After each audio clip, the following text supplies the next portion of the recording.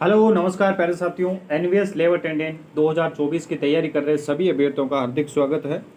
प्यारे साथियों, आज का अपना टॉपिक रहेगा विद्युत धारा के रासायनिक प्रभाव। विद्युत धारा के रासायनिक प्रभाव एक ऐसा टॉपिक है जहां से हर बार आपको एक सवाल पूछा जाता है। निश्चित रूप से आप मान के चले, यहाँ से एक सवाल 100% पूछा जाएगा और हो सकता है 2 सवाल भी इस बार पूछ लिए जाए। ठीक है, तो वेरी वेरी इंपॉर्टेंट ये चैप्टर हो जाता है, तो इस चैप्टर में आप अंत तक बने रहिएगा। चलिए इस चैप्टर की शुरुआत अपन कर ही लेते हैं। देखो, हमेशा की तरह ही बहुत ही शानदार कोटेशन के साथ ये शुरुआत अपन करते हैं कि सपने देखने वालों के लिए रात छोटी पड़ जाती है और सपना पूरा करने वालों के लिए दिन छोटे पड़ जाते हैं। प्यारे साथियों, आपका सपना अभी क्या होना चाहिए? सिर्फ और सिर्फ आपका सपना है एनवीएस विद्यालय समिति में आपको लैब अटेंडेंट के पद पर नियुक्त होना। यह आपका टारगेट होना चाहिए। हमेशा की तरह इस टारगेट को आप अपने जहन में रखें। इसी के साथ ही मैं आपको बता देता हूं कि प्रीवियस ईयर में इस चैप्टर से कौन कौन से सवाल आपके पूछे गए थे, तो उनकी भी चर्चा अपन कर लेते हैं। और अगर अभी तक आपने चैनल को सब्सक्राइब नहीं किया है तो प्यारे साथियों, चैनल को सब्सक्राइब जरूर करें और वीडियो को लाइक कर दें, शेयर करें और कमेंट करके बताएं वीडियो कैसा लगा। ठीक है, तो आइए अपन देख लेते हैं पिछली बार कैसे सवाल पूछे गए थे। देखो, ये आपका ये सवाल था पिछली बार वाला, एक तो ये है, दूसरा ये है। ये 2 सवाल जो आपके 2022 और 2017 दोनों बार में ये पूछे गए हैं। इनके अलावा इतने देखो बहुत सारे सवाल हैं अपने पास। इन सवालों को अपन इस चैप्टर के एंड में पढ़ेंगे। तो अभी सबसे पहले अपन विद्युत धारा के रासायनिक प्रभाव, ये वाला जो चैप्टर है ये कंप्लीट कर लेते हैं। तो आइएगा, इस वीडियो में आप अंत तक बने रहिएगा ज़रूर। यहाँ से आपको निश्चित रूप से सवाल देखने को मिलेंगे। तो देखिएगा, ये अपना चैप्टर है विद्युत धारा के रासायनिक प्रभाव। तो यहाँ से अपन शुरुआत कर लेते हैं। इसमें देखो, शुरुआत में आपको ये बता रखा है कि ये शुरुआत में जैसे ही आप देखते हो तो यहाँ पर कहा गया है कि कोई गीली चीज़, गीला जब मौसम होता है, बारिश के दिन होते हैं या अपने हाथ गीले होते हैं, उस समय हमें विद्युत के जो भी उपकरण होते हैं उन्हें टच क्यों नहीं करना चाहिए। ठीक है, ये इसकी प्रस्तावना के लिए बना रखी हैं चीज़ें। तो यह है कि अब जब आपकी बॉडी गीली हो रखी है ना, तो उस समय आप किसी भी इलेक्ट्रिक आइटम जो होता है ना, विद्युत उपकरण है, उसको टच हमें क्यों नहीं करना चाहिए। क्यों नहीं करना चाहिए, इसका जवाब भी इसमें हम जानेंगे। इसके अलावा देखें, जैसा कि आपका शरीर जो है, मनुष्य शरीर जो है, विद्युत का सुचालक होता है। ठीक है, सुचालक होता है। और जो वाटर होता है उसमें विभिन्न प्रकार के मिनरल्स होते हैं जो कि अशुद्ध वाटर हो जाता है, और जो अशुद्ध वाटर है वो विद्युत का चालन कर देते हैं, अर्थात वो विद्युत का सुचालक होता है। तो इस वजह से आपके हाथ भी गीले हैं और आप उसको विद्युत उपकरण को टच करते हैं तो आपसे होकर के वो करंट है, विद्युत धारा है, वो प्रवाहित होगी और आपको करंट महसूस होगा और नुकसान भी, आपको क्षति पहुंच सकती है। तो इसलिए आपको जो गीले हाथों से उनको टच नहीं करना चाहिए। यहाँ से संबंधित बातें यहाँ पे बता रखी है। अब देखें, इसमें सुचालक और कुचालक के बारे में यहाँ पे बात की है कि वे विद्युत, देखो वो चीज़ है जो अभी हमने बात कर ली है, वही चीज़ यहाँ पे है। तो अब देखो, यहाँ पर आपको क्या करना है, एक टेस्टर बनाना है। ठीक है, टेस्टर जो है यहाँ पे क्या बनाना है, एक सह परिचित्र यानी टेस्टर यहाँ पर बनाना है। ये टेस्टर कौन सा है? ये वाला टेस्टर है। देखो, ये वाला जो है सह परिचित्र जिसे कह सकते हैं। इसमें क्या किया है यहाँ पर एक कोई सेल लिया है। ठीक है, ये सेल है, आप सभी जानते हैं, और ये सामान्य प्रयोग है, आप सभी जानते होंगे। ये सेल है और यहाँ पर देखो, ये एक कोई आपका स्क्रू यहाँ पे ड्राइवर लिया है, स्क्रू ड्राइवर है। और यहाँ पर देखो, ये धातु की जो ऊपर लगा हुआ है, यहाँ पर इस पे एक तार यहाँ लगाया है और दूसरा सिरा जो है, इन दोनों के बीच में क्या है, बल्ब यहाँ पर जो है लगा रखा है। तो यहाँ पर क्या होता है कि यहाँ पर ये जांच की जा रही है कि ये जो धातु जो है क्या विद्युत की सुचालक है या कुचालक है। इस प्रकार का एक आपके सामने सह परिचित्र जो है बना रखा है। इससे ये पहचान की जाती है। देखो, इस सेल के दोनों सिरों पर प्लस और माइनस पर एक एक तार यहाँ पे लगा रखे हैं, आप समझ चुके हैं। एक एक तार यहाँ पे लगा चुके हैं और इस पूरे परिपथ में एक यहाँ पे आपके छोटा सा बल्ब लगा दिया गया है। और अब इन ग्रीन और रेड जो तार है, इनको किसी धातु के जो धातु है उस पर टच किया जाता है। अगर वो धातु या कोई भी यहाँ पर रखी हुई चीज़ इस पर ये दोनों सिरे टच करते हैं तो यहाँ पर बल्ब अगर जलता है, इसका मतलब वो चीज़ सुचालक है, और अगर बल्ब जलता नहीं है तो इसका मतलब वो कुचालक है। लेकिन कई बार जब ऐसी सुचालक वाली अवस्था होती है ठीक है ना। मान लो यहाँ पर सुचालक है, फिर भी कभी कभार ऐसा होता है कि ये बल्ब जलता नहीं है, तो इसके भी कुछ कारण होते हैं। क्या क्या कारण होते हैं वो चीज़ भी यहाँ पर अपन जानेंगे। तो ये आपका टेस्टर है, अपन कह सकते हैं टेस्टर सहपरिचित्र, इसे यहाँ पे शब्द दिया गया है, तो इसको अपन परिपथ भी कह सकते हैं, ठीक है। तो यहाँ पर देखो कि हमने देखा कि धातुएं जैसे तांबा, एल्यूमिनियम विद्युत का चालन करते हैं, जबकि कुछ पदार्थ जो रबड़, प्लास्टिक वगैरह वो होते हैं वो विद्युत का चालन नहीं करते हैं, ठीक है। तो जो विद्युत का चालन करते हैं वो सुचालक होते हैं, और जो विद्युत का चालन नहीं करेंगे वो कुचालक होते हैं, ठीक है।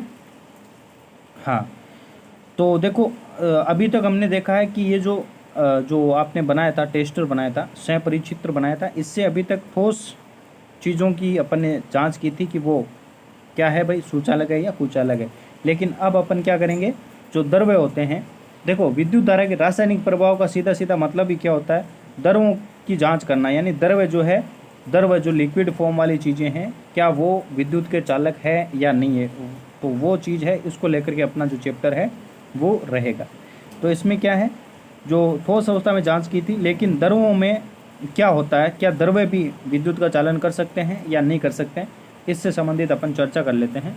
देखो अब यहाँ पर क्या करना है, जब आपको द्रव्य की जो जांच करनी है, टेस्ट करना है कि द्रव्य भी विद्युत का चालन करते हैं या नहीं करते हैं, तो ऐसी स्थिति में आपको यहाँ पर सेल के स्थान पर क्या करना चाहिए।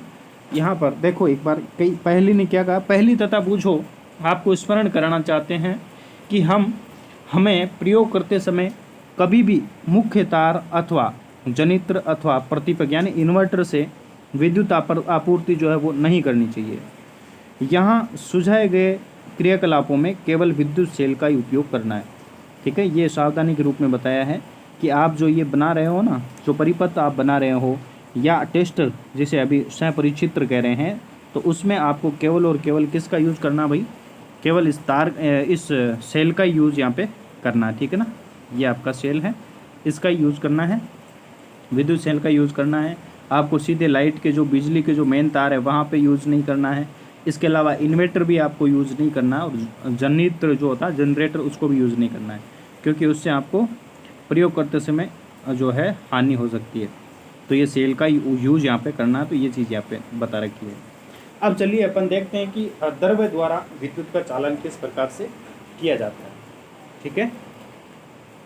तो सबसे पहले तो द्रव्य द्वारा विद्युत का चालन करने के लिए आपके पास कुछ यंत्र तो होना चाहिए, जिससे आप ये पता लगा सकें कि भाई कौन सा द्रव्य चालन कर रहा है या विद्युत का चालन नहीं कर रहा। तो उसके लिए आपके सामने टेस्टर होना ज़रूरी है।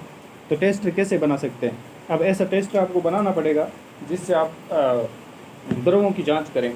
तो चलिए टेस्टर पहले बना लेते हैं। ये जांच करने के लिए कि द्रव्य अपने से होकर विद्युत धारा को प्रवाहित होने देते हैं या नहीं होने देते हैं, हम उसी सहपरिचित्र यानी कोई भी जो परिपथ है उस परिपथ को बना लेते हैं, ठीक है। उस परिपथ का प्रयोग कर सकते हैं, ठीक है। तथापि हम सेल के स्थान पर, तो अब देखो इसका क्या करना पड़ेगा भाई, सेल है ना, सेल, इसके स्थान पर हम क्या लेंगे भाई, इसके स्थान पर बैटरी का उपयोग करेंगे अपन लोग, है ना।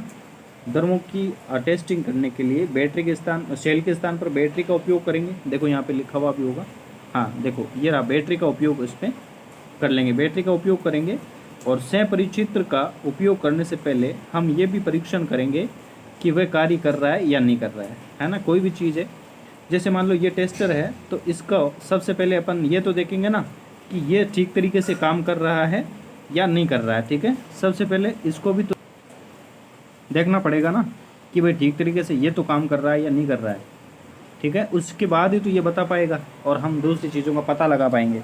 तो सबसे पहले इसकी पहचान करनी पड़ेगी कि ये तो ठीक है ना भाई, टेस्टर तो सही है नहीं है, कुछ जो रिजल्ट्स है वो गलत नहीं बता रहा है, ये अपन को देखना है। तो इसके लिए इसकी टेस्टिंग करनी होगी कि ये सही है या नहीं है। तो इसकी टेस्टिंग कैसे करेंगे, ये चीज़ अपन क्रियाकलाप के माध्यम से करते हैं। आइए देखिएगा, ये देखो कह रहे हैं कि सहपरिचित्र के सिरों को क्षण भर के लिए एक दूसरे को क्या करना है, 1 सेकंड के लिए, 1 सेकंड के लिए इन दोनों सिरों को क्या है, इन दोनों सिरों को, कौन से वाले, ये वाला तार और ये वाला तार, इन दोनों सिरों को क्षण भर के लिए आपको टच करना है। टच करने पर क्या होता है, अगर ये बल्ब जो है वो प्रज्वलित होता है यानी जलने लगता है, तब तो ये अपना जो टेस्टर बना रखा आपने, जो परिपथ बना रखा, जो परिचित्र बना रखा, वो सही है। और अगर ये जो बल्ब है वो अगर नहीं जलता तो ये अपना ख़राब है। ये बात यहाँ पर दर्शाई हुई है। तो देखें ज़रा, सहपरिचित्र के सिरों को क्षण भर के लिए एक दूसरे से स्पर्श करवाइए। ऐसा करते ही सहपरिचित्र का परिपथ पूरा हो जाता है और बल्ब जो है दीप्त होना चाहिए। तथापि यदि बल्ब दीप्त नहीं होता यानी जलता नहीं है, इसका मतलब क्या है? सहपरिचित्र कार्य नहीं कर रहा है। क्या आप इसके संभावित कारण बता सकते हैं कि ऐसा क्या हो सकता है, क्यों हो सकता है कि ये बल्ब है वो जलता नहीं है? क्या क्या कारण हो सकते हैं? तो ये संभव है कि तारों का संयोजन शिथिल हो या बल्ब फ्यूज हो गया हो। तो कुल मिलाकर के ये बताया जा रहा है कि इसको चेक कर लें आप। या तो आपने तारों को टच करने में कोई गड़बड़ी कर दी है, लूज रह गए होंगे तार, है ना, उनको भी आप चेक कर सकते हैं। या आपके सेल है वो पुराने हो गए हैं, बेकार हो गए हैं, जल गए हैं, ठीक है ना, सेल बैटरी डाउन हो गई है सेल की। जांच कीजिए कि सभी संयोजन कसे हुए हैं, है ना। यदि संयोजन पहले से ही कसे हुए हैं तो बल्ब को बदल दीजिए। अगर संयोजन सारा कुछ ठीक है तो बल्ब भी खराब हो सकता है, तो बल्ब भी आप बदल सकते हैं। अब फिर जांच कीजिए कि सहपरिचित्र कार्य कर रहा है या नहीं कर रहा है। सब कुछ ठीक करने के बाद आप फिर से जांच करें कि ये काम कर रहा है नहीं कर रहा है। यदि ये अब भी कार्य नहीं कर रहा है तो सेल को आप बदल दीजिएगा, बिल्कुल सेल उसमें चेंज करेंगे, तब ये आपको कार्य करने लग जाएगा। इस प्रकार जब सहपरिचित्र भलीभांति कार्य करने लगे तब इसका उपयोग जो है विभिन्न द्रवों का परीक्षण करने के लिए आप कर सकते हैं। तो ये इस प्रकार से आप उसकी जांच कर सकते हैं और उसके बाद अब अपन द्रवों की जांच इसके लिए कर सकते हैं। ठीक है, अपना जो यंत्र है बना हुआ सहपरिचित्र ये बिल्कुल सही होगा, तभी तो ये अपन को रिजल्ट्स अच्छे दे पाएगा। और यहाँ पर क्या है एक चेतावनी दी है कि जब ये आप प्रयोग करते हो ना, उस समय दोनों सिरों को टच करते समय कुछ क्षणों के लिए टच करना चाहिए, ठीक है ना। अधिक समय तक स्पर्श कराएंगे ना तो बैटरी के सेल जो है वो बहुत ही जल्दी आपके समाप्त हो जाएंगे और जो रिजल्ट है वो अच्छे नहीं आएंगे, क्योंकि वो परिपथ जो है वो डाउन हो जाएगा, सेल आपका डाउन हो जाएगा। तो ये सावधानी सामान्य यहाँ पे दी हुई है। ये क्रियाकलाप इंपॉर्टेंट हो जाते हैं क्योंकि अपना लैब अटेंडेंट का चैप्टर है, तो उसमें क्रियाकलाप ही अपने जो है आने वाले हैं, तो इसलिए मैं आपको ये बता रहा हूँ। तो अब देखो आपको क्या करना है कि परीक्षण करना है। जैसे मान लो किसी लिक्विड का, किसी द्रव्य का परीक्षण करना, तो द्रव्य अपन क्या लेंगे? द्रव्य अपन ले लेते हैं भाई नींबू का रस। क्या ले लेते हैं? नींबू का रस लेंगे या अपन सिरका ले लेंगे।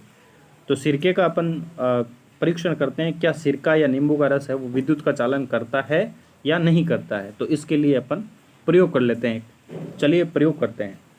आपको सबसे पहले क्या करना है, कोई बोतल जो होती है ना, प्लास्टिक की बोतल, उसको लेना है और उसका ढक्कन जो है वो आपको इकट्ठा कर लेना है ना। ढक्कन लेकर के फिर उनको साफ करिएगा। फिर उसमें 1 चम्मच है वो नींबू का रस डाल सकते हैं ढक्कन में, या फिर कोई सिरका, 1 चम्मच सिरका या नींबू का रस उसमें आप डाल सकते हैं, ठीक है। और जो आपने टेस्टर बनाया यानी जो सहपरिचित्र जो परिपथ आपने बनाया है वो लाइट वाला टच करने वाले, वो दोनों तार जो है ना, इस ढक्कन के समीप लाकर तार के सिरों को, दोनों सिरे जो है ना तार के, वो सिरे उस सिरके या नींबू के रस में आपको डालना है, ठीक है, डुबोना है। अब इस समय आपको ध्यान क्या रखना है? ध्यान रखिए कि दोनों सिरे जो हैं वो बिल्कुल निश्चित दूरी पर हो, यानी 1 सेंटीमीटर से अधिक दूरी पर ना हो। लेकिन इसके साथ ये भी ध्यान रखना आपको कि दोनों टच भी नहीं होने चाहिए, ठीक है। तो इसमें अब क्या हो रहा है, क्या परिचित्र जो है बल्ब दीप्त होता है? परिचित्र वाला बल्ब जो है वो दीप्त होता है क्या? हाँ, अगर दीप्त हो रहा है तो ये विद्युत का चालन करेगा कौन? नींबू का रस या सिरका जो विद्युत का चालन करेगा। अगर नहीं होगा तो नहीं करेगा। नींबू के रस या सिरके को आप सुचालक या हीन चालक में से किस वर्ग में आप रखेंगे? तो किस वर्ग में रखेंगे ये भी अभी अपन जानते हैं। देखो ये इस प्रकार से है, ये यहाँ पर ये नींबू का रस है, नींबू का रस या छिलका जो सिरका जो है सिरके वाला है, ये ढक्कन में डाला हुआ है। और ये आपका जो आपने जो बनाया था, टेस्टर बनाया था, जिसको अपन ने क्या नाम दे रखा है भाई? सहपरिचित्र या परिपथ जो दे रखा है।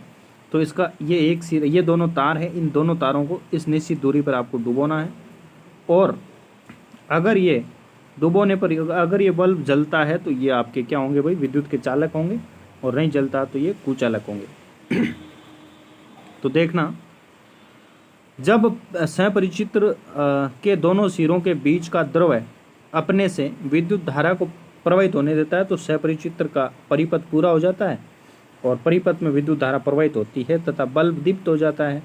और जब कोई द्रव्य विद्युत धारा को अपने से प्रवाहित नहीं होने देता है तो सपरिचित्र जो इसका परिपथ है वो पूरा नहीं हो पाता है और बल्ब जो है वो आपका नहीं जलता है।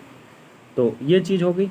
अब क्या होता है, देखो सिरका एक वर्ड आया है ना, सिरका, इसके लिए मैं आपको बता देता हूँ।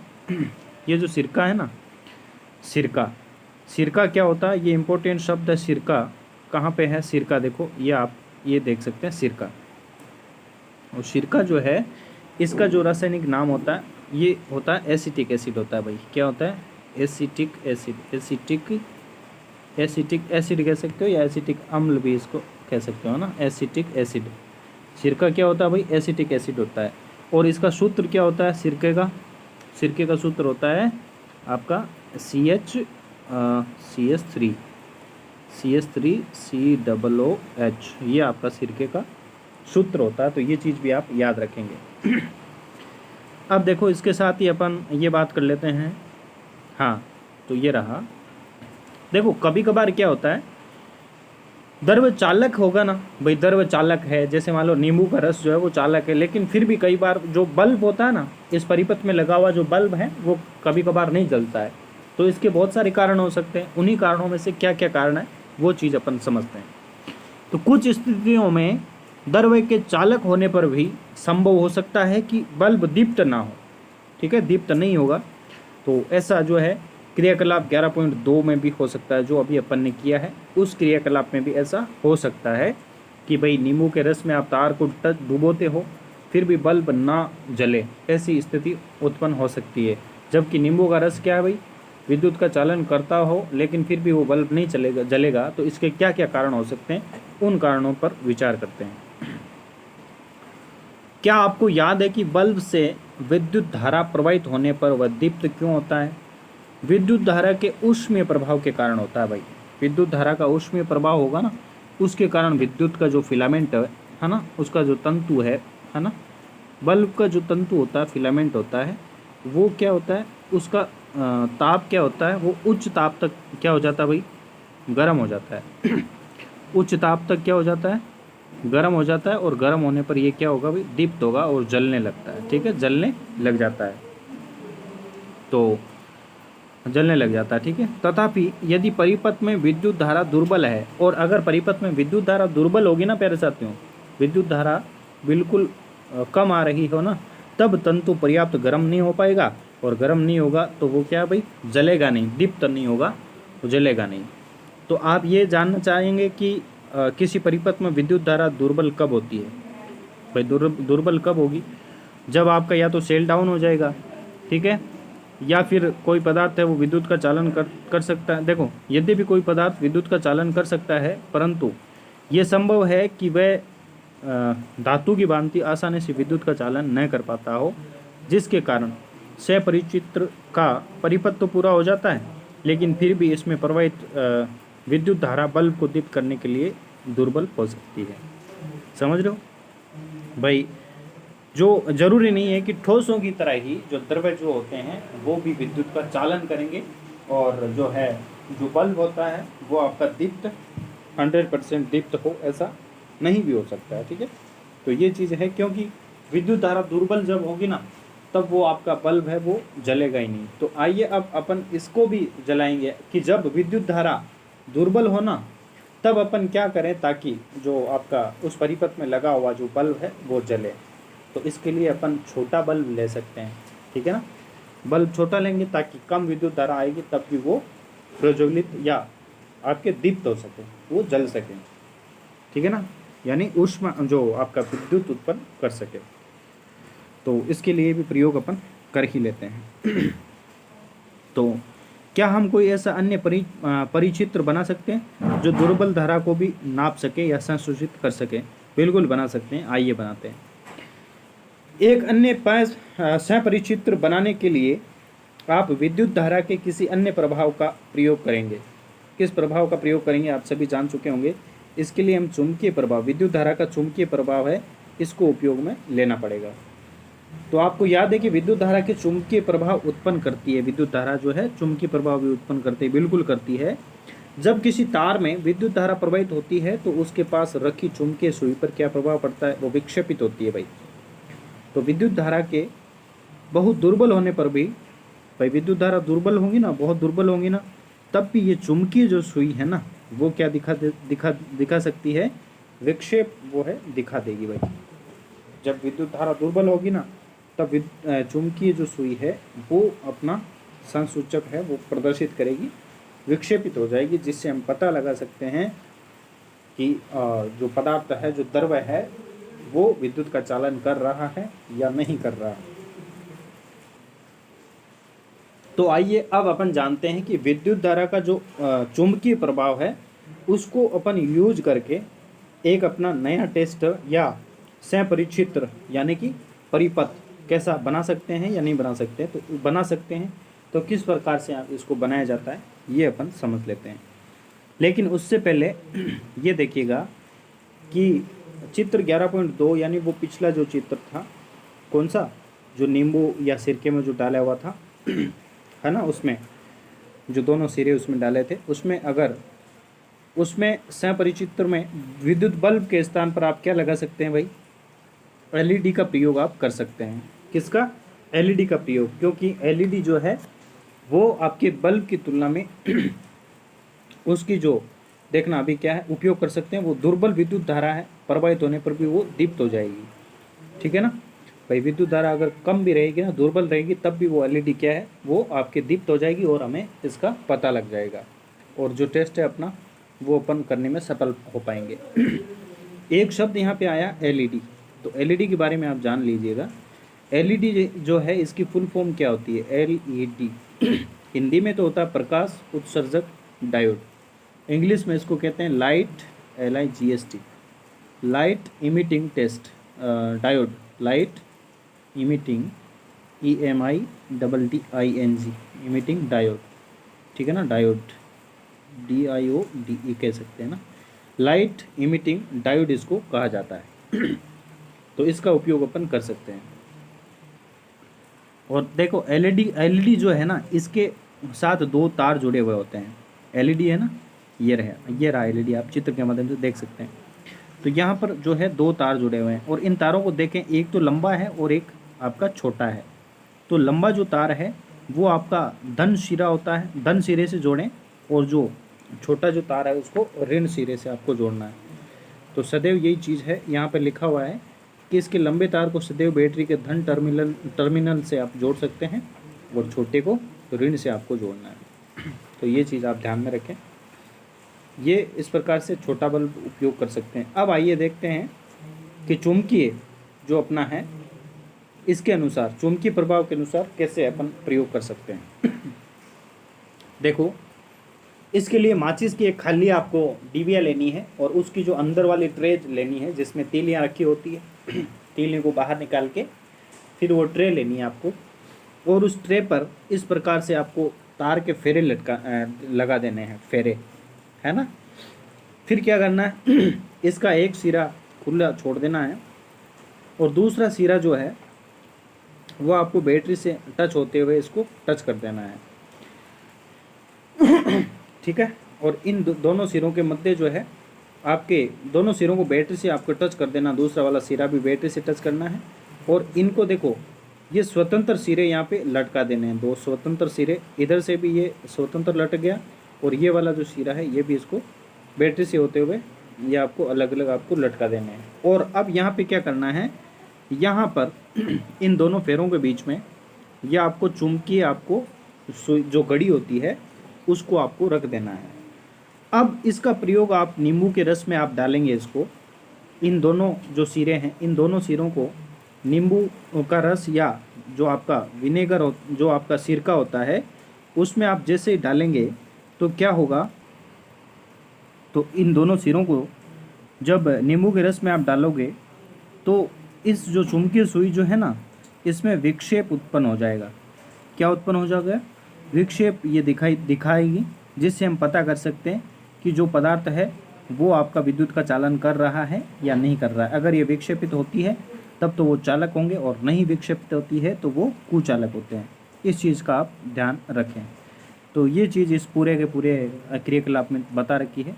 जैसे देखो, दोनों तारों के स्वतंत्र सिरों को क्षण मात्र के लिए एक दूसरे से क्या है, स्पर्श कराइए।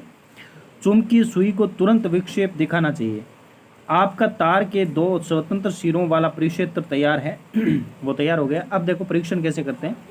अब इस परिक्षेत्र है ना का प्रयोग इसमें अपन वो नींबू वाले में उसमें कर सकते हैं। नींबू का रस है तो इसमें क्या आपका परिक्षेत्र के स्वतंत्र सिरों को नींबू के रस में डुबाते ही आपको चुंबकीय सुई में विक्षेप दिखाई देता है। तो देखते हैं कि सह परिक्षेत्र के सिरों को नींबू के रस से बाहर निकालिए। देखो नींबू का जो रस है उससे बाहर निकालना है। फिर इसको अलग अलग चीज़ों पर, जैसे अलग अलग जो पदार्थ होते हैं वहाँ पर इसको और उपयोग करना है। तो नींबू के रस में इसको ट्राई किया। उसके बाद फिर उन दोनों सिरों को स्वच्छ पानी से धोएं, फिर उनको पोंछ करके फिर जैसे अलग अलग द्रवों में आपको डुबो करके देखना है। फिर आपको जैसे टोंटी का जो नल होता है, जो पानी होता है नल का पानी, उसमें डुबो कर देखना है और फिर उसको चेक करना है कि ये विद्युत का चालन कर रहा है या नहीं कर रहा है।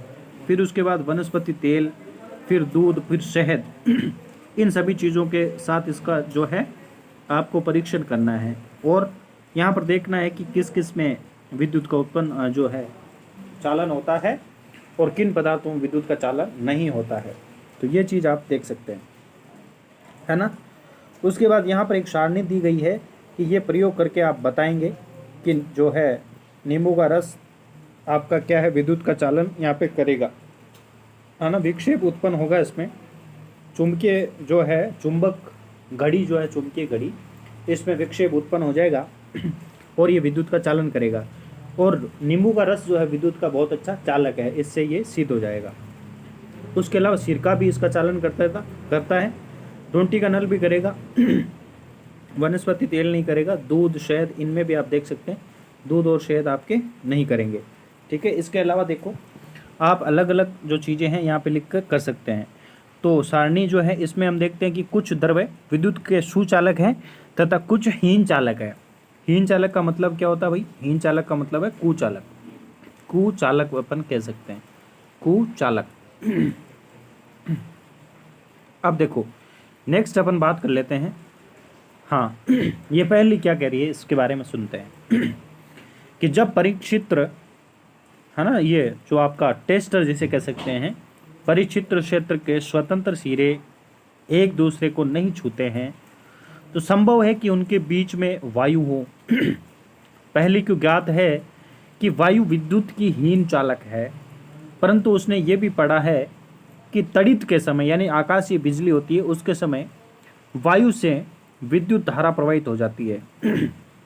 तो वह ये जानना चाहती है कि क्या हर अवस्था में वायु विद्युत की हीन चालक होती है। इसी से प्रेरित होकर बूझो भी ये जानना चाहता है कि क्या हीन चालकों की श्रेणी में रखे अन्य पदार्थ भी विशेष परिस्थितियों में अपने में से विद्युत धारा को प्रवाहित होने देते हैं। तो बिल्कुल होने देते हैं। तो इसलिए अपन ये कह सकते हैं कि कोई भी पदार्थ जो है वो आपका विशेष परिस्थिति में क्या है, विद्युत का चालन कर सकता है। तो यहाँ पे देखिएगा वास्तव में विशेष परिस्थितियों में अधिकांश प्राप्त पदार्थ जो होते हैं वो विद्युत धारा का चालन कर सकते हैं और यही कारण होता है कि पदार्थों को चालकों तथा विद्युत रोधियों के रूप में वर्गीकृत करने की अपेक्षा उन्हें अच्छे चालक यानी कि सुचालक तथा हीन चालक का मतलब कुचालक होता है, कुचालक। तो सुचालक और कुचालक के रूप में वर्गीकृत करना इस चीज़ को अधिक मान्यता दी गई है, ठीक है। इस चीज़ को आप ध्यान में रखें। अब क्या है कि जो आप टोंटी का पानी भरते हैं, नल का पानी भरते हैं, तो टोंटी के पानी द्वारा विद्युत का चालन होता है या नहीं होता है? आइए अब देखो टोंटी का जो नल है उसमें विद्युत का चालन होगा प्यारे साथियों। अब अपन अशुद्ध जल के बारे में जानकारी लेते हैं कि अशुद्ध जल क्या होता है और क्या ये विद्युत का चालन करते हैं या नहीं करते हैं। तो देखिएगा अशुद्ध जल के बारे में क्रियाकलाप करते हैं, आइए समझते हैं। एक स्वच्छ तथा सूखे प्लास्टिक या रबड़ के ढक्कन में लगभग 2 चाय के चम्मच बराबर, 2 छोटे चम्मच के बराबर अशुद्ध जल आपको लेना है। प्लास्टिक के या जो ढक्कन होता है प्लास्टिक का, उसमें अशुद्ध जल लेना है। कितना? 2 चम्मच। आप अशुद्ध जल को अपने कहाँ से प्राप्त कर सकते हैं? मेडिकल शॉप से या जो आपकी लेबोरेटरीज होंगी उसमें आप प्राप्त कर सकते हैं।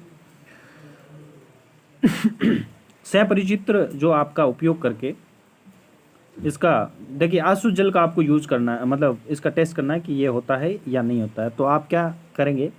अशुद्ध जल जैसे अशुद्ध जल है ना, ये तो विद्युत का चालन नहीं करेगा क्योंकि ये बिल्कुल शुद्ध जल होता है, इसमें किसी भी प्रकार की कोई अशुद्धि नहीं होती है। और जहाँ अशुद्धि नहीं होगी तो वहाँ पर विद्युत का चालन नहीं होता है। अब देखो अशुद्ध जल में जब नमक मिला करके अपन इसका टेस्ट करते हैं तो नमक मिलाने पर अशुद्ध जल भी क्या करने लग जाता है भाई? विद्युत का चालन करने लग जाता है, क्योंकि ये नमक की अशुद्धि इसमें मिल गई है। तब ये अशुद्ध जल है वो अशुद्ध जल ना रहकर वो अशुद्धि वाला जल बन जाता है, और जो कि क्या करता है भाई? इसका चालन कर देता है विद्युत का। तो ये चीज़ अब देखो ये लिखा हुआ है कि जब हम अशुद्ध जल में नमक घोलते हैं तो हमें नमक का घोल प्राप्त होता है, और ये विद्युत का क्या है भाई? अच्छा चालक है। नमक का घोल विद्युत का अच्छा चालक है, इस चीज़ को आप ध्यान में रखें। और जो जल हमें नलों, हैंडपंप, कुओं, तालाब, जो आपके तल है, इनसे प्राप्त होते हैं ना, वो शुद्ध नहीं होता है। शुद्ध नहीं होता है, जिसमें अनेक प्रकार के लवण घुले हुए हो सकते हैं। तो ये इंपॉर्टेंट करना कि जो आपके खनिज लवण होते हैं, इनमें खनिज लवण आपके मिले हुए होते हैं, आप सभी को पता है। जल में जल में क्या मिले होते हैं? लवणों की मात्रा होती है। खनिज लवणों की थोड़ी मात्रा इसमें प्राकृतिक रूप से विद्यमान होती है, और इसीलिए ये जल जो है विद्युत का सुचालक होता है। कौन सा जल? जो हमें इनसे मिलता है, जैसे मान लो नल का है या हैंडपंप है, कुओं से, तालाबों से जो प्राप्त हो रहा है वो आपका सुचालक होगा। लेकिन इन सब के विपरीत जो आपका अशुद्ध जल है, अशुद्ध जल है, ये क्या होगा भाई? अशुद्ध जल विद्युत का क्या होता है? अशुद्ध जल विद्युत का हीन चालक होता है या कुचालक होता है। हीन चालक को अपन कुचालक भी अपन कह सकते हैं। तो हीन चालक होता है क्योंकि इसमें लवण नहीं होते हैं, लवणों से मुक्त होता है।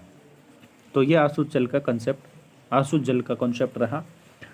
अब अपन ये देख लेते हैं कि जल से थोड़ी मात्रा में प्राकृतिक रूप से विद्यमान खनिज लवण मानव स्वास्थ्य के लिए लाभदायक होते हैं, जो कि जल से प्राप्त होते हैं।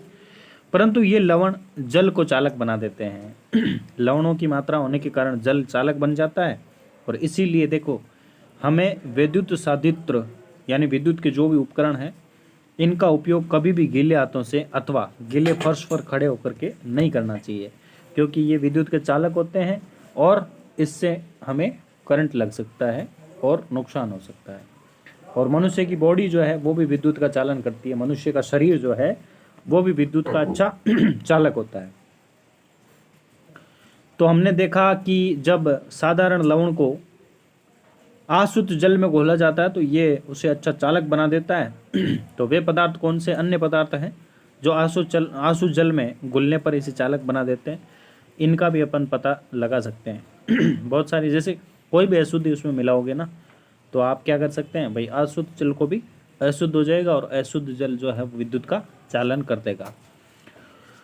अब आपको विद्युत धारा के रासायनिक प्रभाव से संबंधित अपन और चीज़ें अपन इसमें पढ़ेंगे। इससे पहले आपको एक छोटा सा यहाँ पर एक क्रियाकलाप और दे रखा है कि बोतलों के जो प्लास्टिक के ढक्कन होते हैं उनमें आपको अशुद्ध जल भरना है।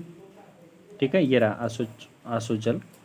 एक ढक्कन के अशुद्ध जल में कुछ बूंदे नींबू के रस या तनु हाइड्रोक्लोरिक अम्ल की मिलाइए, और दूसरे ढक्कन में अशुद्ध जल में कास्टिक सोडा या पोटेशियम आयोडाइड जैसे क्षारक की कुछ बूंदें मिलाइए, और तीसरे ढक्कन में अशुद्ध जल में थोड़ी चीनी डाल करके विलयन को घोलिए। परीक्षण कीजिए कि इन विलयनों में से कौन सा विलयन विद्युत का चालन करता है और कौन सा नहीं करता है। तो ये चीज़ें जो है आपको इस प्रकार से अशुद्ध जल में घोल करके ये आपको देखना है, परीक्षण इनका करना है। तो ऐसा करने पर क्या है कि विद्युत चालन करने वाले अधिकांश द्रव्य अम्लों, क्षारकों तथा लवणों के क्या होते हैं भाई? विलयन होते हैं। जो विद्युत का चालन करते हैं ना, वो ऐसे द्रव्य, अधिकांश द्रव्य अम्लों का, क्षारकों का और लवणों का विलयन होते हैं। जो अम्ल, क्षार और लवण जो होते हैं वो अधिकांश द्रव्य आपके क्या करेंगे भाई? विद्युत का चालन करेंगे। तो ये चीज़ यहाँ से निकल करके आती है। नेक्स्ट है कि जब विद्युत धारा किसी चालक विलयन से प्रवाहित होती है तो क्या वह उस विलयन में कोई प्रभाव उत्पन्न करती है? बिल्कुल उस विलयन में प्रभाव उत्पन्न करेगी। तो जब विद्युत धारा किसी चालक विलयन में प्रवाहित होती है ना, तो ये कौन कौन से प्रभाव उत्पन्न करती है, तो इसका अपन पता लगाते हैं। तो इसके लिए चलिए क्रियाकलाप आपका 11.6 अपन कर लेते हैं। इसमें क्या करना है आपको, दो बेकार सेलों के सावधानी पूर्वक उनसे जो कार्बन की छड़ें हैं, वो अंदर जो काला काला पदार्थ होता है, एक चौक जैसा, काली चौक जैसा पदार्थ है, उसको आपको क्या कर लेना भाई, निकाल लेना है। और उसके बाद उनकी धातु की टोपियों पर रेगमाल से साफ करके इन पर तांबे के तार आपको लपेटने हैं। जो उनकी टोपियां हैं ना, उनको रेगमाल से साफ किया और फिर उस पर तांबे के तार लपेटना है और उन्हें एक बैटरी से जोड़ना है। ठीक है, बैटरी से उनको जोड़ देना है। ठीक है, आगे नीचे चित्र है। इन दो छड़ों को हम क्या कह सकते हैं, इनको अपन इलेक्ट्रोड कह सकते हैं। तो इस चीज़ को भी आप ध्यान रखें, इलेक्ट्रोड इनको कहा जाता है। तो कार्बन की छड़ों के जो है स्थान पर आप लगभग 6 सेंटीमीटर लंबे लोहे के किले भी यहाँ पर ले सकते हैं। जो कार्बन की छड़ें हैं ना, जो खराब हो रखा सेल है, उसमें चौक जैसा ब्लैक चौक जैसी जो संरचना जो निकलता है, ठीक है, चौक निकलती है काली वाली, उनको अपन इलेक्ट्रोड कह सकते हैं। यहाँ पर आप कीले भी ले सकते हैं ना, 6 सेंटीमीटर लंबे कीले भी अपन यहाँ पे ले सकते हैं। तो ये चित्र है, यहाँ पर देखो, ये आपका चित्र है। तो ये आप देख सकते हैं कि जल से विद्युत धारा प्रवाहित करना, ये डायग्राम आपको दे रखा है। तो इसमें अब क्या है कि किसी कांच की गिलास या प्लास्टिक की कटोरे में एक प्याला जो है वो जल से आपको भरना है। ये आपका प्याला है और इसको आपको यहाँ तक जल से आपको भर देना है। अब क्या करना है, इसमें जल को और अधिक चालक बनाने के लिए इसमें अपन क्या कर सकते हैं भाई, 1 चम्मच इसमें नमक डाल सकते हैं। ठीक है, नमक इसमें डाल सकते हैं, या अपन नींबू का रस चाहें तो वो भी डाल सकते हैं। फिर उसके बाद विलयन में इलेक्ट्रोडों को डुबोना है। फिर उसके बाद ये इलेक्ट्रोड है ना, इनको विलयन में आपको डुबो देना है और ये सुनिश्चित करना है कि कार्बन की छड़ों की जो आपकी धातु की टोपियाँ हैं ना, ये टोपियाँ जो है ये आपको जल से बाहर रहनी चाहिए। ठीक है, ये जो टोपियाँ हैं ना, ये जल में डूबनी नहीं चाहिए, बाहर रहनी चाहिए। और 3-4 मिनट तक इसकी आप वेट करना है, प्रतीक्षा करनी है। अब क्या करना है, इलेक्ट्रोड है इनको आपको देखना है। तो इसमें देखने पर क्या अनुभव होता है, क्या होता है कि इलेक्ट्रोडों के समीप क्या होता है, गैस के बुलबुले, यहाँ से बुलबुले जो है यहाँ से गुड़ गुड़ की मात्रा में जो है बुलबुले निकलने लगते हैं। तो विलीन में से ये जो परिवर्तन हो रहे हैं ना, ये रासायनिक परिवर्तन होते हैं। इनको रासायनिक परिवर्तन अपन कह सकते हैं। ठीक है ना, रासायनिक परिवर्तन क्या होते हैं, ये चीज़ आप जानते होंगे, नहीं जानते होंगे तो अभी मैं आपको बता देता हूँ। यानी रासायनिक जो परिवर्तन क्या होता है, जिसमें बिल्कुल कोई नया पदार्थ बनता है। 2 चीज़ों की रासायनिक अभिक्रियाएँ होंगी और उन दोनों क्रियाओं से एक नया पदार्थ, जैसे आपके अपन ये कह सकते हैं, जैसे मान लो सेव है उसका ख़राब होना, या फिर जो अपने जो शारीरिक जो खाने का पचना, जो अपना भोजन लेते हैं उसका पचना रासायनिक अभिक्रिया है। इसके अलावा बहुत सारी ऐसी, जैसे दही का जमना, दूध से दही का जमना, जैसे दूध है ना, ये दही जम जाता, दही बन जाता, तो ये रासायनिक प्रक्रिया है। ये वापस दही से दूध नहीं बनेगा, तो ये रिवर्स नहीं चलती है, इससे नया प्रोडक्ट जो है वो उत्पन्न होता है, वो रासायनिक अभिक्रियाएं होती है। अब देखो इसके संबंधित आप, ये आपको बन गया है। तो इससे अपन ये समझ सकते हैं कि जल से ये विद्युत धारा ये प्रवाहित हो रही है। तो अब देखना, एक वैज्ञानिक थे प्यारे बच्चों, जिनका नाम था निकलसन। इन्होंने क्या दर्शाया था, इनकी जानकारी भी अपन यहाँ पे ले लेते हैं। देखना, ये वही चीज़ है जो अभी हमने पढ़ ली है। ठीक है, हाँ। तो अब देखिएगा, सन 1800 में एक ब्रिटिश रसायनज्ञ है ना, विलियम निकलसन, है ना, विलियम निकलसन 1753 से 1815 तक इनका जीवन काल रहा। इन्होंने क्या दर्शाया कि यदि इलेक्ट्रोड जल में डूबे हों, इलेक्ट्रोड जो है, जो अभी हमने देखे थे, जल में डूबे हो तथा उनके द्वारा विलयन से विद्युत धारा प्रवाहित की जाए, तो ऑक्सीजन तथा हाइड्रोजन के बुलबुले उत्पन्न होते हैं। जो बुलबुले निकल रहे थे ना, वो कौन सी गैस के थे, वही ऑक्सीजन और हाइड्रोजन के बुलबुले होते हैं। बैटरी के धन टर्मिनल से जुड़े इलेक्ट्रोड पर हाइड्रोजन निकलता है। इस चीज़ को आप याद रखें भाई प्यारे साथियों, वेरी इंपॉर्टेंट हो जाता है, पूछा जा सकता है। जो धन वाला सिरा है, जो प्लस वाला सिरा है, वहाँ से हाइड्रोजन निकलेगा और जो माइनस वाला है इलेक्ट्रोड है दूसरे इलेक्ट्रोड पर जो है बुलबुले दूसरे इलेक्ट्रोड पर निकलते हैं। ठीक है, ये आप समझ सकते हैं भाई। हाँ, क्या समझ सकते हैं कि बैटरी के धन टर्मिनल से जुड़े इलेक्ट्रोड पर हाइड्रोजन के बुलबुले तथा दूसरे इलेक्ट्रोड पर बनते हैं। ठीक है, ये आप समझ सकते हैं। हाँ सॉरी, यहाँ पे थोड़ा सा गलत हो गया है। देखो क्या है कि जो ऑक्सीजन है ना, ऑक्सीजन, इसके बुलबुले बैटरी के धन टर्मिनल से जुड़े हुए इलेक्ट्रोड पर निकलते हैं। यानी जो धन वाला सिरा है वहाँ से क्या निकलेंगे भाई, ऑक्सीजन के बुलबुले निकलेंगे। और जो दूसरा ऋण वाला सिरा है वहाँ से आपका क्या निकलेगा भाई, हाइड्रोजन निकलेगा। तो इसका थोड़ा सा आप देख लेना। ठीक है ना, तो ये है आपका धन टर्मिनल से ऑक्सीजन निकलेगा, ऑक्सीजन का बुलबुले निकलते हैं, और दूसरा वाला यानी माइनस वाला है वहाँ से आपका हाइड्रोजन निकलेगा। तो इस चीज़ को आप देख सकते हैं। ये आपके इम्पोर्टेंट हो जाता है, वेरी वेरी इंपॉर्टेंट। आपका सवाल इसमें एग्ज़ाम में सवाल बनने की चांसेस यहाँ से बहुत अधिक हो जाते हैं। ठीक है, अब अपन देख लेते हैं कि किसी चालक विलयन से विद्युत धारा प्रवाहित होने पर रासायनिक अभिक्रियाएं होती है।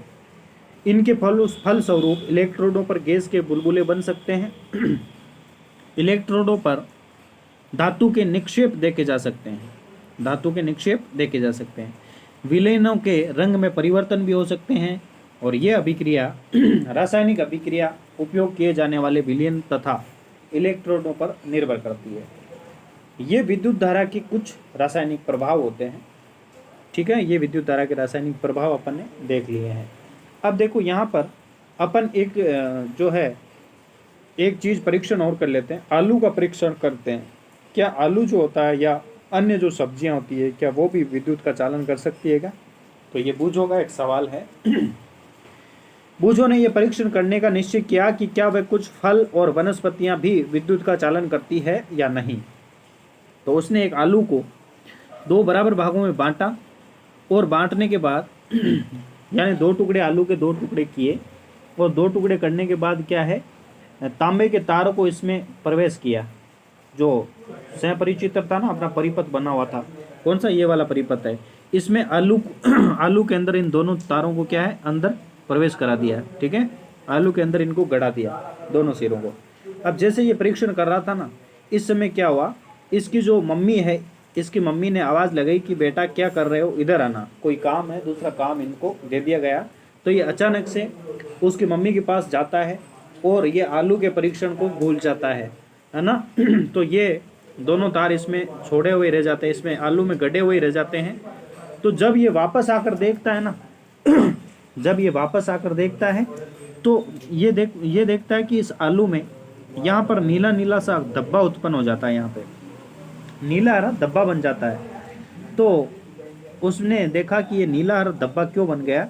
तो ये धब्बा क्यों बनता है, तो कि ये खोज जो थी ना धब्बे वाली, ये बहुत ही लाभप्रद हुई, है ना। तो इसका मतलब क्या है कि इसका उपयोग किसी बॉक्स में छिपी बैटरी या सेल के धन टर्मिनल, तो ये वाला सिरा जो था ना जहाँ से क्या हुआ, ये नीला धब्बा उत्पन्न हुआ, ये वाला सिरा कौन सा था, यहाँ पे ये प्लस वाला सिरा था। ठीक है ना, धन टर्मिनल जिसे कह सकते हैं, धन टर्मिनल था, प्लस वाला सिरा था, जो जिसके आसपास जो हरा धब्बा है, नीला हरा धब्बा है, वो यहाँ पे प्रकट हो गया था। तो ये अचानक से की गई खोज है। तो वास्तव में विज्ञान में बहुत सारी ऐसी जो खोज है, जो आविष्कार हैं, वो इसी प्रकार से हुए हैं कि वो करना तो कुछ और चाह रहे थे और रिजल्ट्स कुछ और ही आ गए। ठीक है ना, इस प्रकार से वो नई खोजें जो है इस प्रकार से आई थी। उन्हीं खोजों में से ये जो खोज थी ना आपकी, ये लाभप्रद खोजों की श्रेणी में है। लाभप्रद है क्योंकि इसका उपयोग किसी कोई बॉक्स में अगर बैटरी छिपी हुई है किसी बॉक्स में छिपी हुई बैटरी के जो उसका धन टर्मिनल है उसकी अपन पहचान कर सकते हैं, क्योंकि नीला हरा धब्बा कौन से टर्मिनल पे उत्पन्न हुआ था, प्लस वाले पे यानी धन वाले पे। उन्होंने अपनी इस खोज को बच्चों की एक पत्रिका में छपवाने का निश्चय किया। किसने, बूझो ने। तो याद रखिए कि बूझो ने इस परीक्षण से प्रारंभ किया था कि आलू विद्युत का चालन करता है या नहीं करता है, विद्युत का चालन करता है या नहीं करता है। इस चीज़ के लिए इसने क्या किया था, परीक्षण किया था। लेकिन वो क्या कर बैठा उसने पाया कि विद्युत द्वारा आलू में एक रासायनिक प्रभाव भी उत्पन्न करती है। तो ये चीज़ यहाँ पे दे रखी है और उसके लिए ये अत्यंत आवश्यक है कि अत्यंत आवश्यक खोज थी। और वास्तव में विज्ञान में कभी कभी ये खोजें जो है, देखो इस परीक्षण को आप आराम से पढ़ सकते हैं, यही चीज़ें हैं जो अभी हमने पढ़ ली है ना। वीडियो को पॉज करके आप इसको पढ़ सकते हैं। तो उसके लिए ये अत्यंत आवश्यक उत्तेजक खोज थी। वास्तव में विज्ञान में कभी कभी ऐसे भी होते हैं कि आप खोज किसी चीज़ को रहे हैं और आपके पास कुछ अन्य खोज कोई दूसरी चीज़ है वो खोज कर लेते हैं। इसके अनेक महत्वपूर्ण खोजें जो है अपने विज्ञान में इसी प्रकार से हुई है। अब नेक्स्ट अपना टॉपिक आ जाता है विद्युत लेपन। निश्चित रूप से यहाँ से सवाल देखने के चांसेस आपके इस बार बन जाते हैं। देखिएगा, विद्युत लेपन या यशद लेपन भी इसको कह सकते हैं कभी कभार। क्या होता है इसमें, एक धातु पर दूसरी धातु की यहाँ पे परत चढ़ाई जाती है। जैसे आपने देखा होगा जो गहने होते हैं उन पे जो उजलापन लाया जाता है, उन पे चमक जो है अलग से चमक, किसी धातु की चमक लगा देते हैं, या अन्य जैसे मान लो किसी लोहे के या किसी अन्य पदार्थ के, अन्य धातु के गहने हैं उन पे सोने के या चांदी की जो है परत उन पे चढ़ा दी जाती है। तो ये किस प्रकार से होता है ये भी अपन इसमें जान लेते हैं। स्मरण कीजिए कि बिल्कुल नई साइकिल का हैंडल तथा पट्टियों के रिम कितने चमकदार होते हैं, तथापि यदि इनमें दुर्घटनावश कोई खरोंच पड़ जाती है तो चमकदार परत जो है वो उतर जाती है और उसके नीचे की परत इतनी चमकदार नहीं होती है।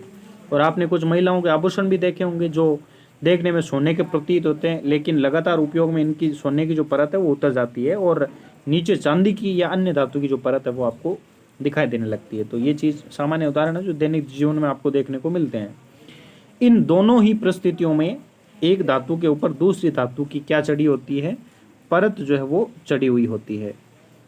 और यही परत जो है आपकी क्या करती है भाई, इसी परत के माध्यम से जो है आपका कोई भी धातु चमकती हुई आपको नज़र आती है। तो इसमें अपन ये जान सकते हैं कि हाँ, क्या आप जानते हैं कि धातु की सतह के ऊपर दूसरी धातु की परत किस प्रकार से निक्षेपित होती है, तो इसके बारे में अपन जान लेते हैं। देखो इसके लिए भी क्रियाकलाप है। इस क्रियाकलाप में देखो आपको क्या करना है। इसके लिए हम कॉपर सल्फेट तथा लगभग 10 ml से 4 ml साइज की तांबे की 2 प्लेटें चाहिए अपन को, और किसी स्वच्छ तथा सूखे बीकर में 250 ml अशुद्ध जल आपको लेना है। इसमें 2 चम्मच भरकर कॉपर सल्फेट आपको घोल देना है, जो आपका विलेन है इसमें घोल देना है। अधिक चालक बनाने के लिए इसको कॉपर सल्फेट विलेन में आप कुछ बूंदे जो है तनु सल्फ्यूरिक अम्ल की अपन डाल सकते हैं। तांबे की प्लेटों को रेगमाल से आपको साफ करना है और इन्हें पानी में धोकर सुखाइएगा, और तांबे की प्लेटों को एक बैटरी के टर्मिनलों से आपको जोड़ना है और उन्हें कॉपर सल्फेट के विलयन में इसको डुबो देना है। कॉपर सल्फेट के विलयन में देखो कैसे डुबोएंगे, ये चित्र आप देख सकते हैं। ये तांबे की प्लेटें हैं, ठीक है, और कॉपर सल्फेट का यहाँ पे विलयन है जिसमें इन प्लेटों को डुबो देना है। अब क्या करना है, परिपथ में लगभग 15 मिनट तक विद्युत धारा प्रवाहित होने दीजिए। अच्छा, ये दोनों प्लेटें यहाँ पे डुबो रखी है और 15 मिनट तक क्या करना, आपको इसमें विद्युत धारा प्रवाहित करनी है। अब विलयन में से क्या है भाई, इलेक्ट्रोडों को हटा दीजिएगा। विलयन में जो इलेक्ट्रोड हैं इनको हटाना है तथा उन्हें ध्यानपूर्वक देखें, क्या उनमें से किसी एक में कुछ अंतर पाते हैं। क्या आप इस पर कोई परत चढ़ी देखते हैं, इस परत का रंग कैसा है। बैटरी के उस टर्मिनल को नोट कीजिए जिससे ये इलेक्ट्रोड जो है वो संयोजित हुआ। देखो यहाँ पर होता क्या है कि एक प्लेट से जो है सारा का सारा जो आपका कॉपर है वो इस दूसरी वाली प्लेट में चला जाता है। कैसे, ये पहले इसमें घुल जाता है और यहाँ से फिर ये दूसरी वाली प्लेट है इस पर ये चढ़ जाता है। तो ये कैसे चढ़ता है इससे संबंधित अपन बात कर लेते हैं। देखो, विद्युत लेपन के क्रियाकलाप को करने के पश्चात पहली ने इलेक्ट्रोडों को आपस में बदल कर क्रियाकलाप को दोहराया। आपके विचार से इस बार क्या वह क्या परीक्षण करेगी। तो यहाँ पर देखो, जब कॉपर सल्फेट विलयन में विद्युत धारा प्रवाहित की जाती है तो कॉपर सल्फेट, यहाँ पढ़ना आप, कॉपर सल्फेट कॉपर तथा सल्फेट में वियोजित हो जाता है। जो कॉपर सल्फेट है ये कॉपर और सल्फेट में टूट जाता है और स्वतंत्र कॉपर यानी तांबा बैटरी के बैटरी का जो ऋण टर्मिनल है वहाँ से जाकर के वो इकट्ठा हो जाता है, संयोजित हो जाता है। ठीक है, भाई कॉपर सल्फेट था, इसमें से आपका कॉपर और सल्फेट अलग अलग हुए, और जो ये कॉपर था ना, अलग होया हुआ कॉपर था, स्वतंत्र कॉपर था, ये बैटरी के कौन से सिरे पे जाके चिपक जाता है भाई, ये ऋण टर्मिनल से जाकर के चिपक जाता है, और यहाँ पर क्या होता है, वो इकट्ठा होने लग जाता है, आकर्षित होता है इलेक्ट्रोड की ओर आकर्षित होता है, तथा उस पर क्या हो जाता है, निक्षेपित हो जाता है, जाकर के चिपक जाता है। लेकिन विलयन से कॉपर के क्षय की पूर्ति, लेकिन जो आपका ऋण टर्मिनल पे जाके जुड़ रहा है कॉपर, तो इस पूरे के पूरे जो विलयन है, ये वाला विलयन जो है आप देख सकते हैं, इस विलयन में कॉपर की जो कमी हो रही होती है, वो कमी की पूर्ति कौन करेगा, तो वो कमी की पूर्ति दूसरा वाला जो आपकी प्लेट है, वहाँ से जो इलेक्ट्रॉन जो आपका ये कॉपर है वो इससे निकल करके आ जाएगा। तो इसकी पूर्ति कैसी होती है वो अपन देखते हैं। तो दूसरे इलेक्ट्रोड से जो तांबे की प्लेट से बना है, दूसरा इलेक्ट्रोड किससे बना है, तांबे की प्लेट से बना है, दूसरे इलेक्ट्रोड से जो तांबे की प्लेट से बना है, समान मात्रा में यहाँ से कॉपर आ जाएगा भाई, दूसरे इलेक्ट्रोड से कॉपर है, समान मात्रा में विलयन में घुल जाता है, समझ रहे हैं, विलयन में ये घुल जाएगा, और इस प्रकार से विलयन से जो कॉपर कम हुआ है वह विलयन में पुनः स्थापित हो जाता है, और ये प्रक्रिया जो है वो चलती रहती है, समझ गए भाई। एक प्लेट से जो आपका कॉपर है वो ऋण टर्मिनल के साथ जुड़ गया, तो विलयन में जिस कॉपर की कमी हुई है उसकी पूर्ति कहाँ से होती है, दूसरे वाले इलेक्ट्रोड से हो जाती है अब इसका अर्थ क्या हुआ, इसका अर्थ यह है कि विद्युत लेपन प्रक्रिया में एक इलेक्ट्रोड से कॉपर दूसरे इलेक्ट्रोड को स्थानांतरित हो जाता है। कॉपर जो है ना वो एक इलेक्ट्रोड से दूसरे वाले इलेक्ट्रोड की तरफ स्थानांतरित कर दिया जाता है। तो ये चीज़ अपन निष्कर्ष के रूप में अपन देख सकते हैं। देखें, इसका अर्थ हुआ कि विद्युत लेपन प्रक्रिया में एक इलेक्ट्रोड से कॉपर दूसरे इलेक्ट्रोड पर स्थानांतरित हो जाता है अब देखना बूझो क्या कह रहा है, बूझो को तांबे की केवल एक प्लेट ही मिल पाई, इसलिए उसने क्रियाकलाप 11.7 को तांबे की प्लेट के स्थान पर कार्बन की छड़ को बैटरी के ऋण टर्मिनल से संयोजित करके इसने किया।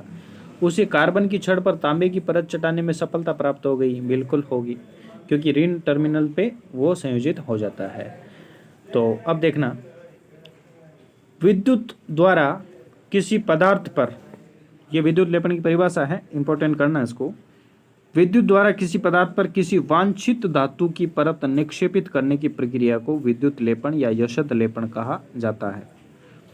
ये विद्युत धारा के रासायनिक प्रभाव का एक सर्वाधिक जो सामान्य उपयोग है वो है विद्युत लेपन हो जाता है। विद्युत लेपन अत्यंत उपयोगी प्रक्रम है। उद्योगों में धातु की वस्तुओं पर किसी दूसरी धातु पर पतली परत विलेपित करने के लिए इसका व्यापक रूप में उपयोग किया जाता है, और विलेपित किए जाने वाली धातु की परत में कुछ ऐसे वांछित गुण होते हैं जो उस पर वस्तु की धातु में नहीं होते हैं जिस पर निक्षेपण किया जाता है, ठीक है ना, उसमें नहीं होते हैं, जिस पे ये अलग से ये जो है आपके चमक उस पर परत जो है वो चढ़ा दी जाती है ना। तो जैसे मान लो लोहा है, उसमें चांदी के गुण नहीं होते हैं, लेकिन चांदी की उस पर परत चढ़ा सकते हैं, सोने की परत चढ़ा सकते हैं। तो इसके लिए जैसे देखो, उदाहरण के लिए अनेक वस्तुएं, जैसे कार के कुछ भाग हैं, स्नानगृह की टोंटी जो है, गैस बर्नर है, साइकिल के हैंडल है, पहिए के रिम है आदि है, इन पर क्या किसका लेपन किया जाता है, इस पर आपके क्रोमियम का लेपन जो है वो किया जाता है। तो यहाँ से सवाल आपके बन सकता है कि इन पर किसका जो है लेप किया जाता है, तो प्यारे बच्चों इस पे क्रोमियम का जो है लेपन किया जाता है ये चीज़ आप ध्यान में रखें। इसके अलावा आप ये कर सकते हैं कि जैसे मान लो आपके सामने जो क्रोमियम है वो कैसा दिखाई देता है, क्रोमियम आपका चमकदार दिखाई देता है, और चमकदार दिखाई देता है, और ये संक्षारित नहीं होता, यानी ये इस पे किसी भी प्रकार का जंग नहीं लगता है, और ये खरोंचों का प्रतिरोध करता है। खरोंचे भी जो है उनसे ये जल्दी से ये हट नहीं पाता है, उनका प्रतिरोध करता है।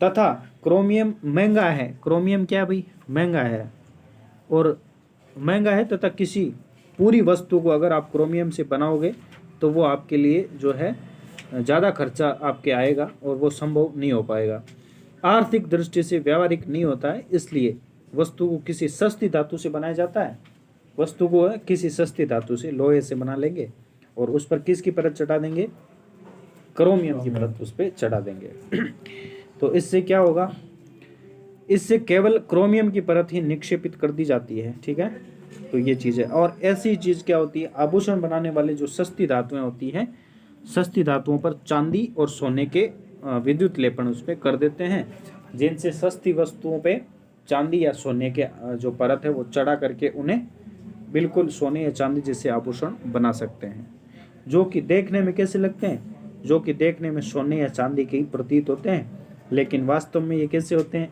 बहुत ही सस्ते होते हैं।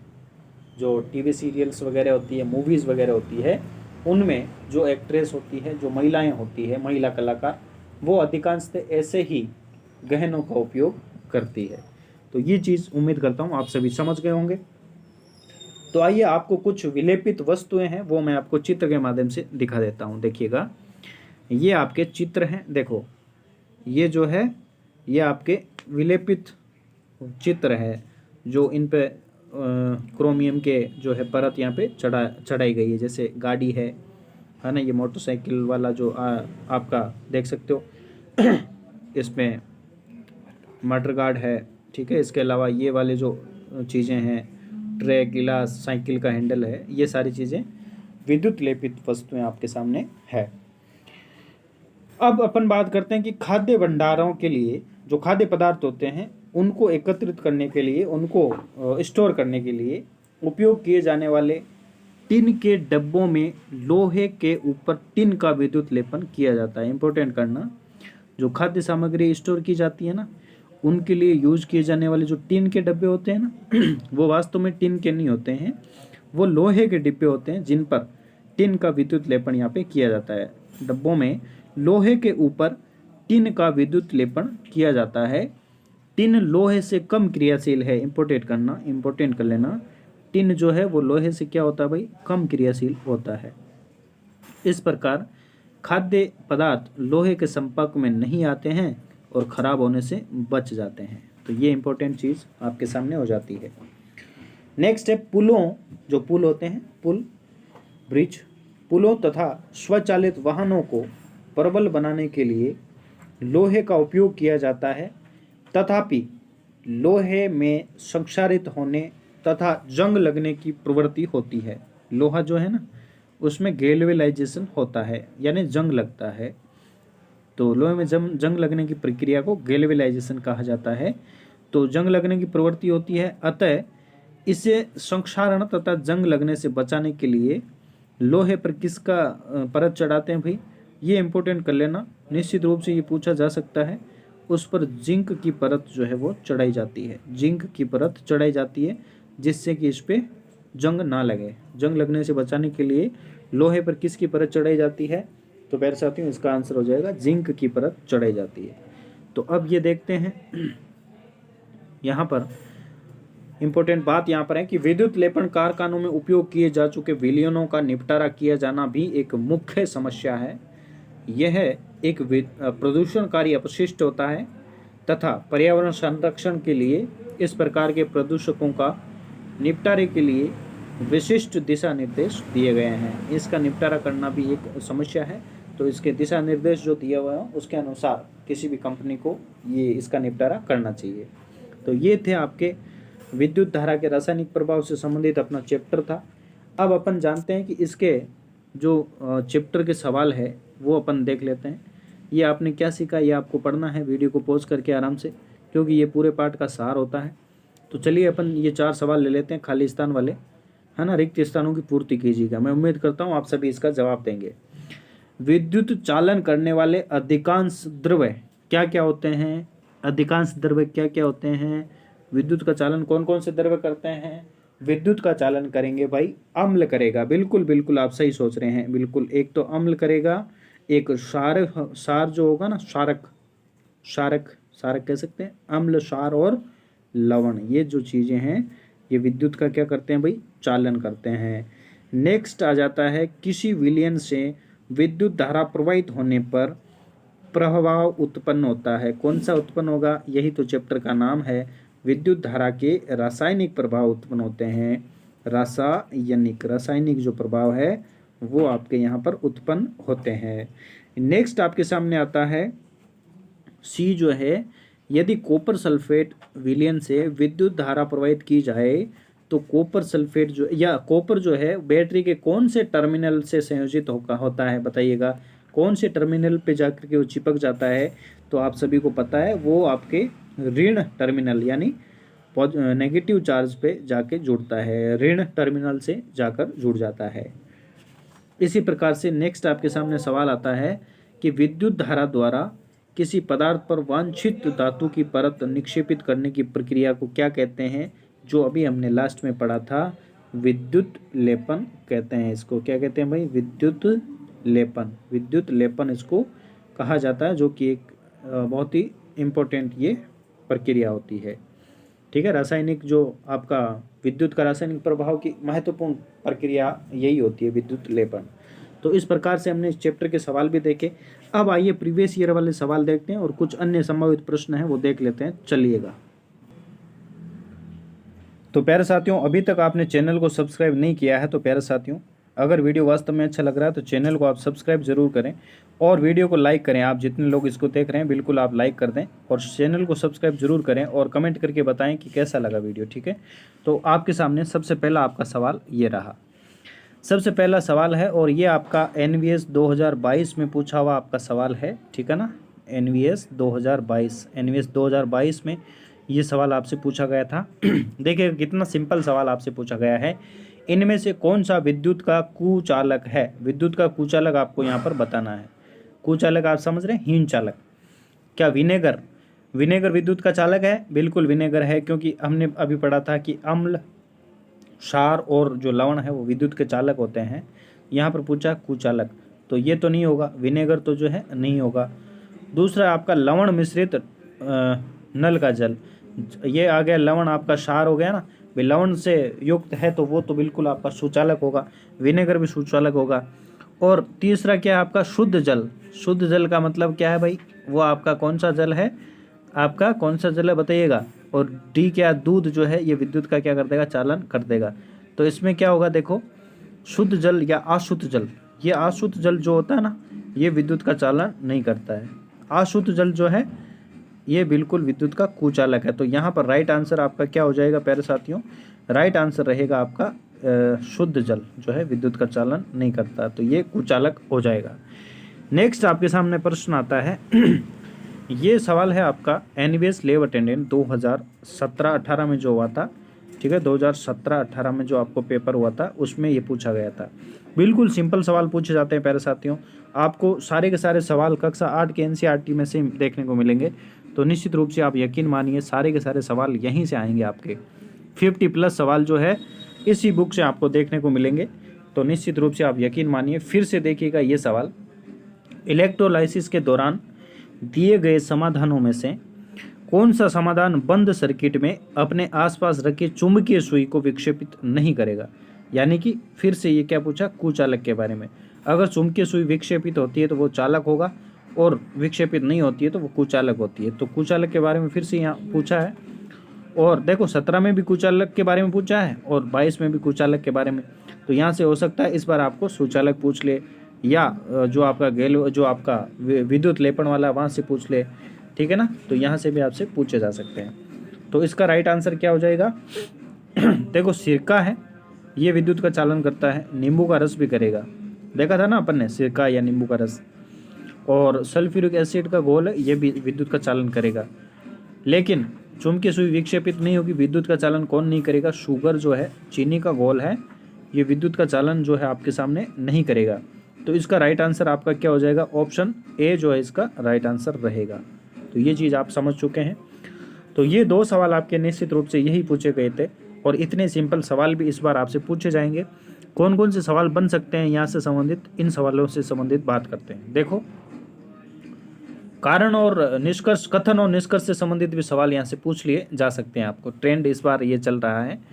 तो चलिए अपन देखते हैं कि कथन क्या है।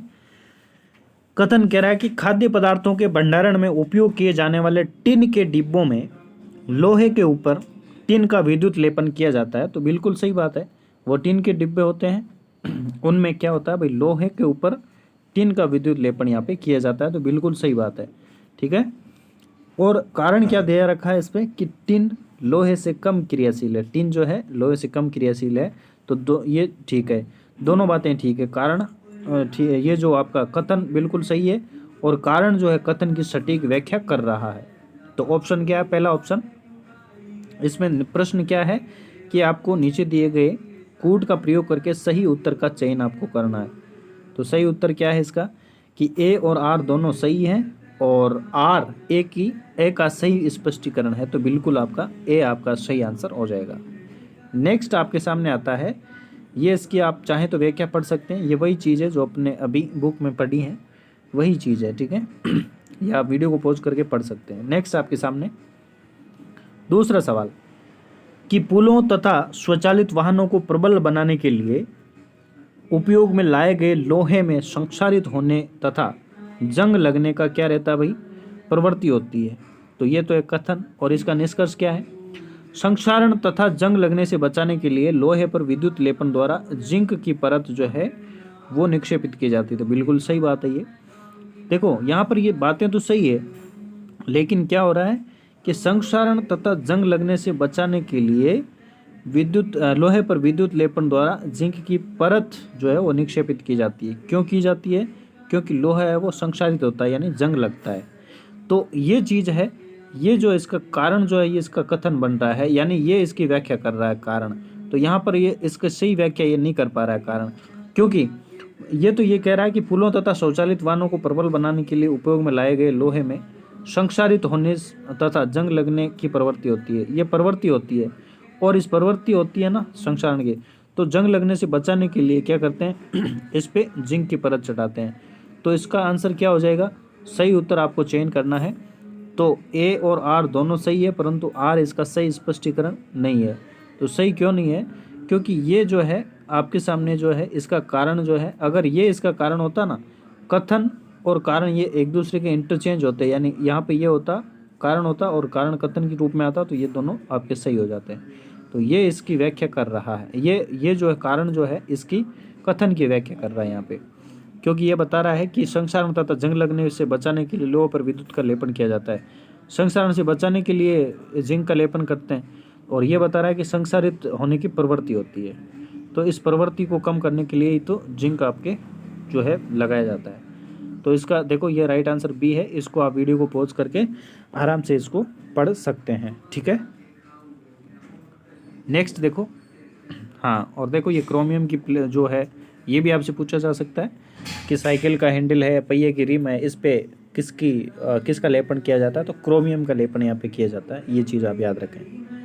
नेक्स्ट आपके सामने सवाल आ जाता है कि जो आपका कथनों पर विचार करना है, और उसके बाद आपको सुचालक के बारे में बताना है। कि फर्स्ट है आपका कि नमक जो है, नमक घुला हुआ जल विद्युत का अच्छा चालक है, तो बिल्कुल नमक घोल देंगे तो वो अच्छा चालक होगा। और आशुद्ध जल भी विद्युत का एक अच्छा चालक है। क्या आशुद्ध जल विद्युत का चालक है क्या, बिल्कुल नहीं है। पेयजल में खनिज लवणों की अल्प मात्रा प्राकृतिक रूप से पेयजल में जो है आपके इसमें विद्यमान होने से विद्युत का ये सुचालक होता है। तो बिल्कुल देखो ये पेयजल है, उसमें खनिज लवण होंगे ना, तो वो क्या होगा भाई, सुचालक हो जाएगा। तो उपर्युक्त में से असत्य कथन कौन सा है, इन तीनों में से असत्य केवल दूसरा है। तो इनमें से असत्य केवल और केवल दूसरा है, तो ऑप्शन सी जो है राइट आंसर आपका रहेगा। नेक्स्ट अपन बात कर लेते हैं ये रहा चौथा सवाल, निम्नलिखित कथनों में से असत्य कथन की पहचान आपको करनी है। तो पहला क्या है आपका कि एलईडी के बारे में बताया है कि जो एलईडी बल्ब होता है प्रकाश उत्सर्जक डायोड ऊर्जा की कम खपत करते हैं, तो बिल्कुल ठीक बात है। और दूसरा है कि जो आपकी फ्लोरोसेंट ट्यूब है इसमें ये प्रकाश ये आपके एलईडी की तुलना में अधिक ऊर्जा खपत करती है, तो ये एलईडी की तुलना में ज़्यादा खर्च करती है ऊर्जा, ठीक है। तीसरी बात क्या आती है कि सहज प्रदीप्ति लैंप यानी जो सीपेल्स होते हैं वो एलईडी की तुलना में ज़्यादा ऊर्जा खपत करते हैं। जो सीपेल्स होते हैं वो एलईडी की तुलना में ज़्यादा खपत करते हैं, बिल्कुल ज़्यादा करते हैं, परंतु ये पर्यावरण के लिए खतरनाक नहीं होती है। तो ये बात गलत हो जाती है, क्योंकि ये पर्यावरण के लिए खतरनाक होती है। फोर्थ है आपका जो आपकी सीपेल है वो आपके ट्यूबलाइट से ज़्यादा ऊर्जा खपत करती है, तो ऐसा नहीं है। सीपेल है वो ट्यूबलाइट से कम ऊर्जा की खपत करती है, तो ये भी आपके गलत हो जाती है। तो यहाँ पे गलत कौन सी होगी भाई? 3 और 4 जिस ऑप्शन में, वो आपका राइट आंसर रहेगा। तो ये 3 और 4 ऑप्शन सी में है, तो ऑप्शन सी आपका राइट आंसर चला जाएगा। नेक्स्ट है आपकी, ये इसकी व्याख्या आप देख सकते हैं, पढ़ सकते हैं। तो प्यारे साथियों, ये थे आपके सवाल विद्युत धारा के रासायनिक प्रभाव। वीडियो वास्तव में अच्छा लगा तो चैनल को सब्सक्राइब जरूर करें। वीडियो में अंत तक बने रहने के लिए आप सभी का बहुत बहुत धन्यवाद।